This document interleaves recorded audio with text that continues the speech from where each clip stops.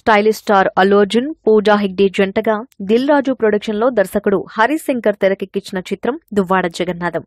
రావు రమేష్, చంద్రమోహన్, పోసాని కృష్ణమురళి, సుబ్బరాజు, వెన్నెల కిషోర్ ప్రముఖ పాత్రలను పోషించారు. సరైనోడు వంటి ఘన విజయం తర్వాత బన్నీ నటించిన చిత్రం కావటం, అందులోనూ బన్నీకి ఇంతకు ముందు ఎన్నడూ చేయని బ్రాహ్మణ కుర్రాడి పాత్ర పోషించడంతో దువ్వాడ జగన్నాథం మీద భారీ అంచనాలు ఏర్పడ్డాయి. అలానే చిత్రంలో బ్రాహ్మణతత్వాన్ని కించపరిచారని వివాదాలు కూడా వచ్చాయి. ఆ వివాదాలను దాటుకుని ఈ రోజు ప్రపంచవ్యాప్తంగా విడుదలైన డీజే అభిమానులు పెట్టుకున్న అంచనాలను అందుకున్నాడో లేదో టాప్ తెలుగు మీడియా రివ్యూని విని తెలుసుకుందాం. కథలోకి వెళ్తే ఈ సినిమాలో Bunny powerful police officer Duvvada జగన్నాథంగా నటించాడు. ఓ కేసు ఇన్వెస్టిగేషన్ లో భాగంగా బ్రాహ్మణ వంటవాడిగా మారువేషం వేస్తాడు దువ్వాడ జగన్నాథం. అన్నపూర్ణ క్యాటరింగ్ కి నడుపుతూ వంటలు చేస్తుంటాడు. ఈ కేసు ఇన్వెస్టిగేషన్ చేసే క్రమంలో దువ్వాడ ఫ్యామిలీ ప్రాబ్లంలో పడుతుంది. మరోపక్క నాయుడు అంటే రావు రమేష్ తన కంపెనీలో ఇన్వెస్ట్ చేసిన జనాలకు అన్యాయం చేసి వారిని రోడ్డు మీద పడేలా చేస్తాడు.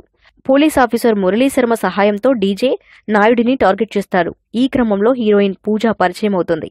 డీజే ఆమె ప్రేమలో పడతాడు. కేసు ఇన్వెస్టిగేషన్ లో భాగంగా డీజే సుబ్బరాజుని కలుస్తాడు. అతని దగ్గర నుండి కొన్ని ఆధారాలు సేకరిస్తాడు. అసలు డీజే నాయుడిని ఎందుకు టార్గెట్ చేశాడు, డీజేకి వ్యక్తిగతంగా నాయుడుతో ఉన్న వైరం ఏంటి, అతని మీద ఎలా గెలుపు సాధించాడు అన్నది అసలు కథ. ఎవరు ఎలా చేశారో విందాం. ఒక పోలీస్ ఆఫీసర్ గురించిన ఇంట్రెస్టింగ్ స్టోరీనే దువ్వాడ జగన్నాథం.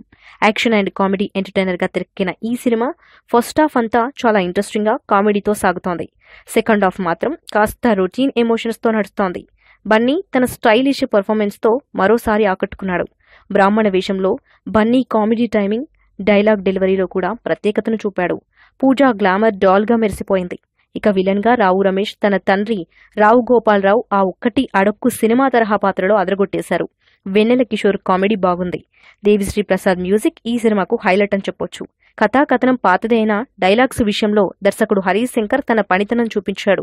ఓవరాల్ గా డీజే ఫ్యాన్స్ కి మాత్రమే అన్న టాక్ వినిపిస్తోంది.